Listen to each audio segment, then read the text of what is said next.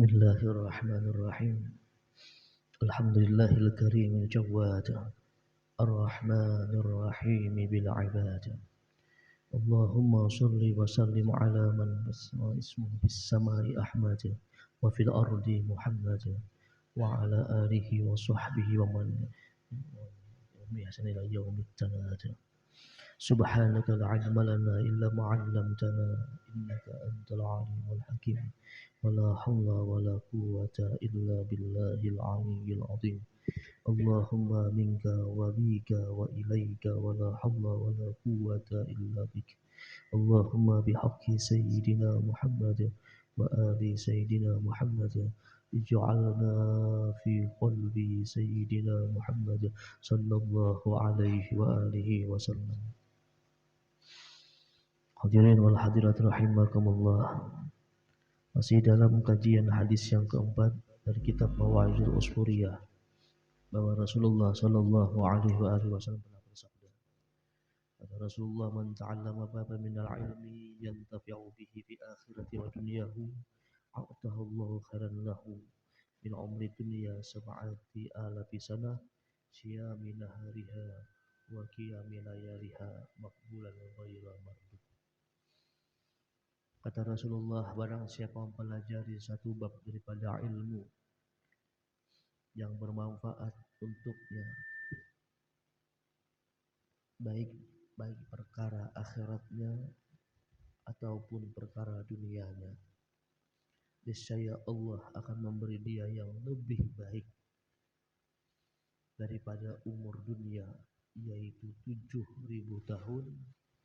Siangnya berpuasa, malamnya bangun qiyamul lail, makbulan ghaira mardud, yang diterima serta tidak ditolak. Satu bab daripada ilmu pahalanya lebih besar kepada Rasulullah daripada 7.000 tahun siang puasa, malam qiyamul lail. Dengan catatan ilmunya itu yang tafi'u bihi, bermanfaat dengannya, baik dengan perkara akhiratnya dan juga dunianya. Catatannya demikian, harus yantafi'u bihi, bermanfaat. Saking besarnya Nabi ibaratkan sampai 7.000 tahun ibadah. Sampai 7.000 tahun ibadah. Hadirin wal hadirat rahimakumullah. Pernah Syekh Abi Hasan Asyadzili ditanya oleh murid beliau, apa yang pian pelajari, apa yang engkau pelajari fi ulumillah, pada ilmu-ilmu Allah. Jadi Syekh Abi Hasan Asyadzili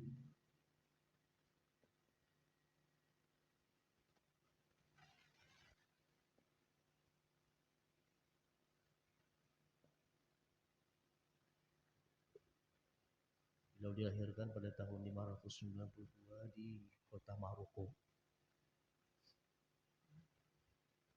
Beliau kelahiran abad 592, dia di kota Maroko. Beliau ini seorang qutbul aulia, termasuk kutub.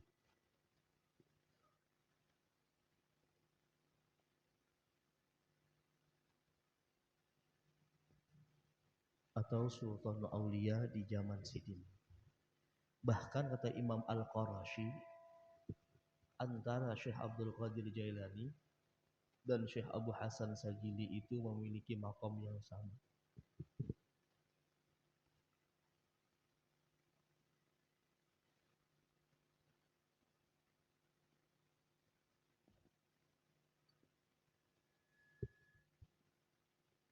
Al-Imam Qarashi.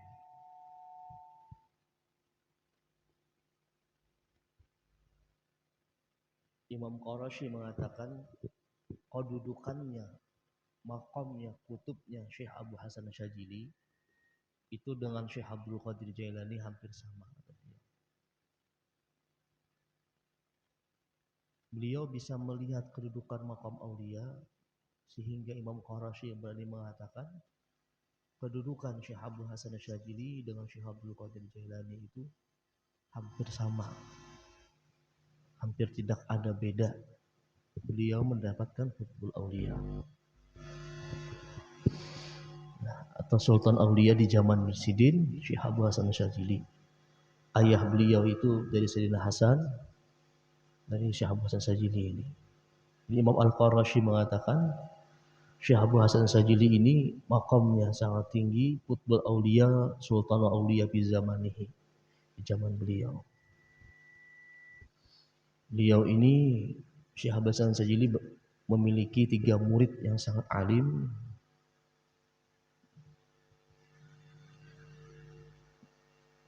Murid beliau ini banyak murid yang alim dan banyak melahirkan aulia-aulia Allah Subhanahu wa taala.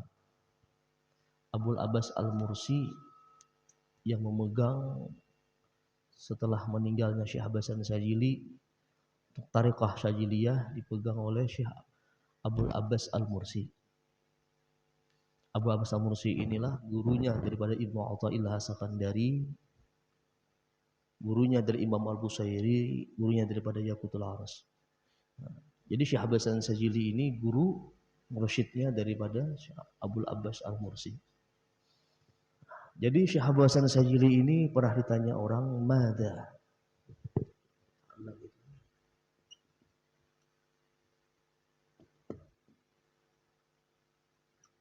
Alhamdulillah.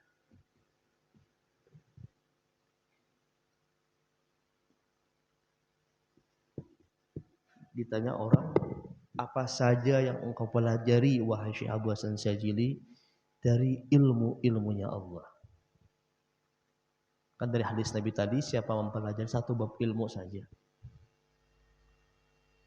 tapi yang bermanfaat lebih baik daripada ibadah 7.000 tahun.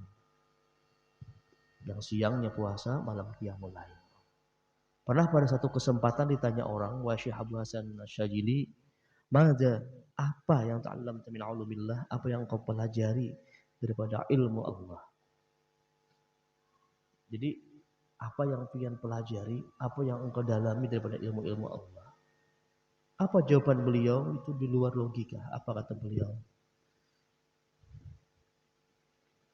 Taraktu kullal ulum. Kutinggalkan, kata beliau, segala ilmu. Setelah beliau mendalami ilmu banyak, fikihnya, nahwu sarafnya, banyak beliau pelajari. Ketika orang bertanya, apa yang pian pelajari, yang pian dalami dari ilmu Tuhan? Beliau malah menjawab apa? Taraktu kullal ulum. Kutinggalkan segala ilmu. Setelah beliau mempelajari banyak ilmu, beliau simpulkan. Apa kata beliau? Kutinggalkan segala ilmu. Taraktu kullal ulum. Kutinggalkan segala ilmu dan kupelajari cuma satu ilmu. Apa kata beliau ilmunya? Yaitu hubbullah. Cinta dengan Tuhan. Setelah beliau mendalami nahwu, syaraf, mantik, balaghah, tafsir, hadis, semua pernah beliau pelajari. Namun ujung-ujungnya apa kata beliau? Taraktu kullal ulum. Kutinggalkan segala macam ilmu. Namun yang kupelajari, kata beliau, cuma satu ilmu, yaitu hubbullah, cinta dengan Tuhan. Setelah aku mempelajari ilmu cinta dengan Tuhan ini, Allah sendiri yang mengajari yang aku kullal ulum, segala ilmu, jami'al ulum. Nah, setelah aku tinggalkan segala ilmu, aku pelajari satu ilmu cinta dengan Tuhan. Namun kata beliau, setelah aku pelajari itu, Allah sendiri yang mengajarkan aku kullal ulum, semua ilmu. Nah, jadi hebatnya cinta dengan Tuhan itu, ilmu-ilmu apapun akan Allah sendiri yang mengajarkannya.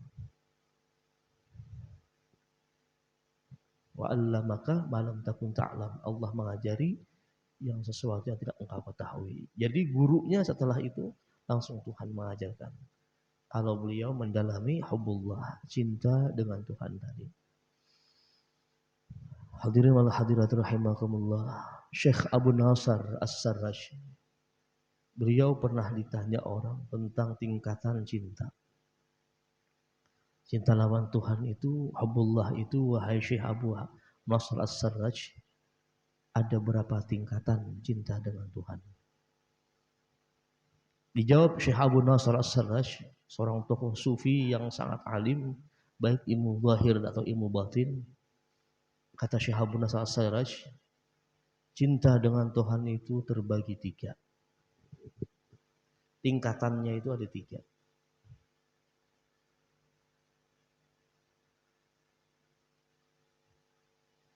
Jadi cinta dengan Tuhan itu kata Syekh Abu Nasr As-Sarraj ada tiga tingkatan.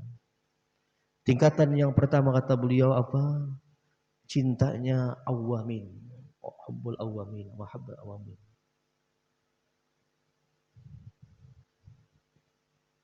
Ini cintanya orang-orang awam. Awamin.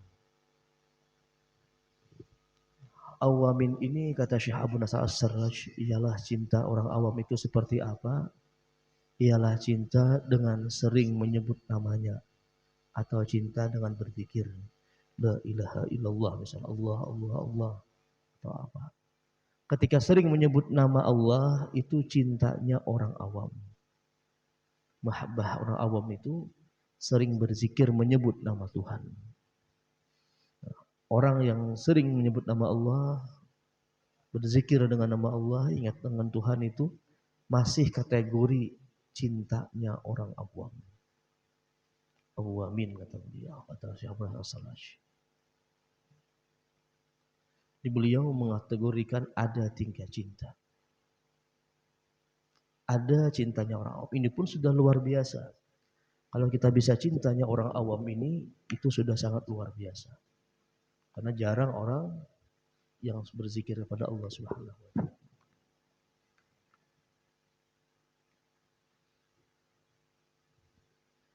Dan Nabi pun mengatakan man ahabba syai'an katsura dzikruhu. Siapa mencintai sesuatu, maka dia akan sering menyebut namanya. Ini pun luar biasa. Kalau bisa kita cinta hubbul awamin tadi. Ada lagi kata Syekh Abu Nasr As-Sarraj, mahabbahnya muhaqqiqin. Muhaqqiq. Muhaqqiqin ini kata beliau ialah orang yang mencintai Allah itu lewat kebesarannya atau keagungannya. Yang ingat kebesaran Allah, keagungan Allah itu namanya muhaqqiqin.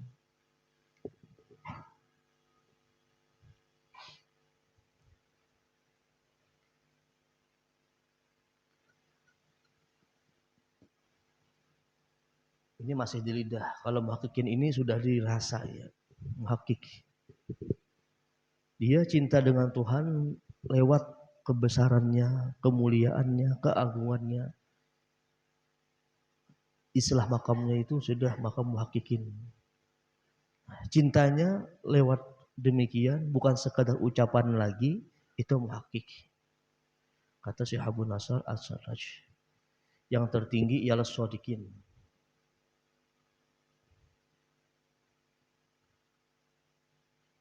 Cintanya yang paling tinggi, cintanya orang shodiq. Ada awamin, muhaqqiqin, daun shodiqin. Kalau shodiqin ini dia tidak lagi mengenal kata cinta. Dalam dirinya itu hanya ada orang yang dicintainya. Ini makamnya lebih tinggi. Shodiqin ini sudah lebur kata cinta, ada lagi kata cinta. Namun yang ada dalam diri shodiqin ini hanya diri orang yang dicintainya. Contohnya seperti Qais. Qais atau yang dikenal dengan Majnun. Dia itu saking cintanya dengan Laila. Kalau disebut nama Qais, telinganya tidak mendengar lagi. Tapi kalau disebut nama Laila, telinganya langsung respon. Seolah-olah diri Qais itu ada lagi yang ada diri Laila. Tapi Laila bukanlah Qais, Qais bukanlah Laila. Itu shodiqin. Jadi tidak ada lagi kata cinta, yang ada hanya diri orang yang dicintainya. Ini makam yang paling tinggi, makam shodiqin arifin. Shodiqin. Makam yang pertama pun luar biasa sebenarnya, awamin. Tinggi sedikit muhaqqiqin, orang yang bisa mentafakuri alam. Tafakkaruna fi khalqis samawati wal ardh. Dia mentafakuri, dia mengenal Tuhan lewat kebesarannya, keagungannya. Ini level nomor 2 sudah. Ini pun sudah levelnya para aulia. Tapi yang lebih tinggi lagi makamnya shadiqin tadi. Makam levelnya. Ini kata Syekh Abu Nasr As-Sarraj. Tingkatan cinta dengan Tuhan itu ada tingkatannya. Mungkin kita berada di awamin, paling rendah tingkatan, atau lebih tinggi sedikit muhakkikin, atau lebih tinggi lagi shadiqin. Ini paling tinggi makamnya. Hadirin wal hadirat rahimakumullah. Memang cinta itu sebenarnya tidak bisa sekedar ucapan atau pujian. Karena kalau sekedar ucapan, pujian, itu masih belum bisa dikatakan benar-benar cinta. Cinta itu sebenarnya membutuhkan dengan bukti dari apa yang dikatakannya. Kalau sekedar ucapan cinta, semua manusia bisa mengatakan cinta. Namun ketika diminta buktinya, mungkin hanya segelintir manusia yang bisa membuktikannya. Dan memang Allah Ta'ala itu lebih mencintai aplikasi dari cintanya, bukan sekedar ucapannya saja. Jadi mungkin tadi di antara kita mungkin sebuah pertanyaan, seperti apa bentuk konsekuensinya kita cinta dengan Tuhan? Kan kalau sekedar ucapan bisa semuanya mengucapkan. Tapi kalau ditanya seperti apa bukti cinta kita dengan Tuhan, konsekuensinya seperti apa, mungkin tidak semua orang bisa mengatakannya, apalagi melaksanakannya. Ada Bapak Ibu di Quran itu sebuah ayat yang menjelaskan tentang cinta dengan Tuhan. Ayat ini Tuhan langsung menjelaskan orang yang cinta dengan Tuhan itu seperti apa. Orang yang cinta dengan Tuhan dan dicintai Tuhan, itu ada tanda-tandanya. Dan ini langsung Tuhan yang mengatakan. Di ayat berapa dan di surah apa Tuhan mengatakan? Yaitu dalam surah Al-Maidah ayat 54.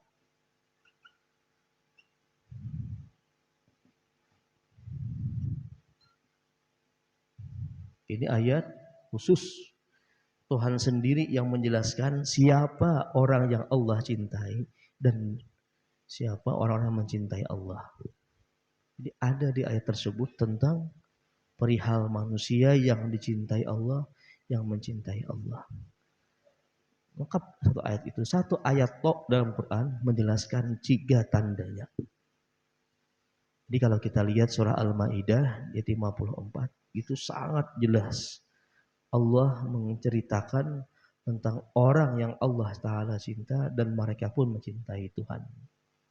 Al-Maidah ayat 54. Apa kata Allah? Di sini ada 3 tandanya. Apa kata Allah? A'udzubillahi minasyaitonirrajim. Apa kata Tuhan? Ya ayyuhalladzina amanu. Wahai orang-orang yang beriman. May yartadda minkum an dinihi. Siapa yang murtad dari agamanya? Kan terkadang ada orang itu murtad dari agama Tuhan. May yartadda minkum an dinihi. Fasawfa ya'tillah qauman. Fasawfa ya'tillahu qauman yuhibbuhu wa yuhibbunahum.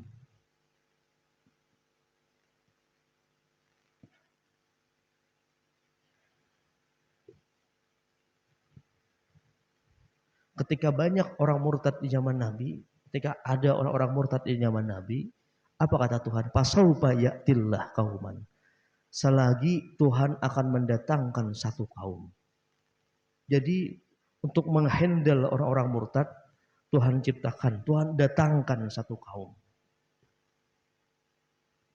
Yuhibbuhu wa yuhibbunahum, kaum yang Allah cinta dengan mereka dan mereka pun cinta dengan Tuhan. Jadi kalau kita sejenak lihat ayat ini, ada sebuah rahasia, ada sebuah sir tentang masalah cinta kepada Tuhan. Jadi orang yang bisa cinta kepada Tuhan itu bukan orang yang sembarangan. Kenapa Tuhan katakan satu kaum yang Allah cinta kepada mereka. Ini Allah yang duluan mengatakan, aku cinta dulu kepadanya dan mereka cinta kepadaku. Jadi lebih duluan cintanya Allah kepada mereka, baru mereka mencintai Tuhan. Hal ini mengisyaratkan apa? Jadi orang yang bisa cinta kepada Tuhan itu bukan orang-orang biasa, namun apa? Orang-orang pilihan yang Allah Ta'ala pilih. Kenapa ayat tersebut mengatakan kaum yang Allah cinta mereka dan mereka mencintai Tuhan. Lebih dulu cintanya Tuhan kepada mereka, lalu mereka bisa mencintai Tuhan. Ini isyarah yang sangat halus menjelaskan bahwa orang yang bisa mencintai Tuhan ini orang-orang pilihan dari orang-orang yang terpilih. Allah yuhibbu. Setelah itu Allah katakan ciri-ciri mereka. Apa kata Tuhan? Adillatin alal mu'minin, a'izzatin alal kafirin.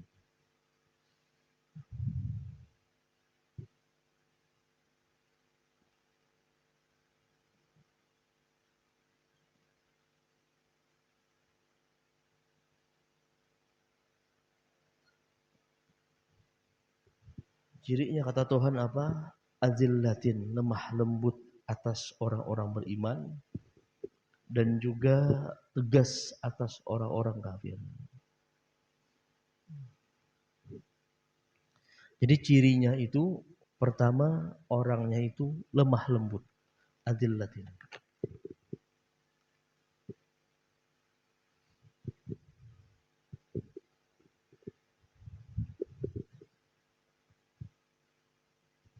Namun tegas atas orang kafir. Adillah, lemah lembut atas orang beriman. Namun tegas atas orang kafir. Tegas bukan berarti keras. Tegas ketika hukum Tuhan dilemahkan, mereka tegas. Perlu dipahami, tegas bukan keras. Tegasnya apa? Ketika ada hukum Tuhan dilecehkan, orang cinta dengan Tuhan itu bangkit untuk membelanya. Wa yujahiduna fillah wa la yakhafuna. Ketiga, cirinya mereka itu jihad di jalan Allah dan mereka tidak takut celaan orang yang mencela. Nah, itu bukti cinta dengan Tuhan tadi. Lemah lembut dengan orang beriman, tegas atas orang kafir, dan mereka berjuang di jalan Tuhan dengan tidak takut celaan orang yang mencela. Jadi mau dikatakan orang apa, tetap mereka itu jihad di jalan Tuhan tanpa memperdulikan apa kata orang. Nah, itulah ya Tuhan ciri-ciri, tiga ciri orang yang yuhibbuhum, orang yang Tuhan cintai dan mereka pun mencintai Tuhan. Nah, jadi kalau kita ada tiga tanda ini, berarti kita benar yang Tuhan katakan, kaum yang Tuhan cintai. Kalau bisa lemah lembut dengan orang beriman, tegas dengan orang-orang kafir, serta bisa berjuang di jalan Tuhan dengan tidak menakuti dan tidak khawatir celaan orang mencela. Di zaman Nabi banyak dicela-cela orang. Jadi para sahabat, orang yang tidak takut celaan orang mencela, itu bukti dia cinta kepada Allah Subhanahu wa taala. Tiga tanda ini yang langsung Tuhan katakan di surah Al-Maidah ayat 54. Bahwa kaum yang Allah taala cinta dan mereka cinta dengan Tuhan harus memiliki tiga karakter. Lemah lembut dengan orang beriman, tegas dengan orang kafir, serta bisa berjuang di jalan Tuhan dan tidak menakuti celaan orang yang mencela. Al-ayat. Sini dulu ada pertanyaan.